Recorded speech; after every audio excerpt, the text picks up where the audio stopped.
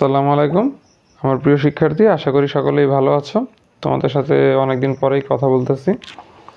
আজকে একটা সিম্পল বিষয় নিয়ে আলোচনা করব যে অনেক সময় হয় কি, কেউ যদি পড়ালেখার বিষয়ে কিছু আমাদের বলে, তারপর হচ্ছে যে গার্ডিয়ান বলে বা সিনিয়র ভাই বলে বা টিচার বলে বা যদি কোনো ইউটিউবে কোনো মোটিভেশনাল কোনো বিষয় দেখি, তখন আমাদের পড়ালেখার প্রতি একটা দৃষ্টিভঙ্গি আসে যে it is time to be serious. এখন আসলে আমাদের সিরিয়াস হওয়ার একটা উপযুক্ত সময়।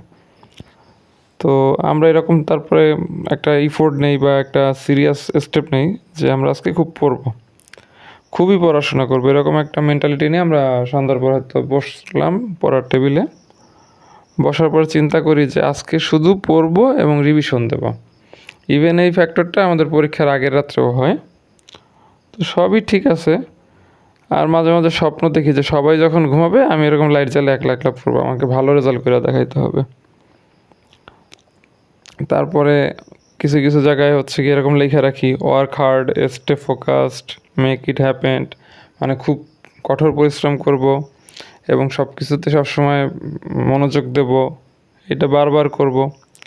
ইভেন মাঝে মাঝে এরকম আমরা বলি মনে, ট্রাই ট্রাই অ্যাগেন, চেষ্টা করো, চেষ্টা আবার করো, আরেকবার চেষ্টা করো, ট্রাই ইট অ্যাগেন টুমোরো, আগামীকাল চেষ্টা করো, just keep trying until you succeed.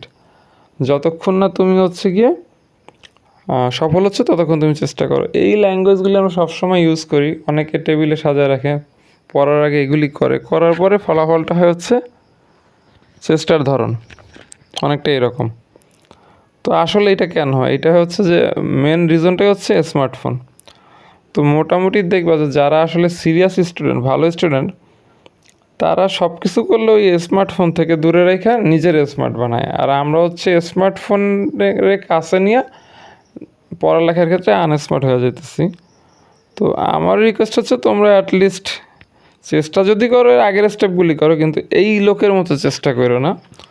তো আশা করি ভালো থাকো। আসসালামু আলাইকুম।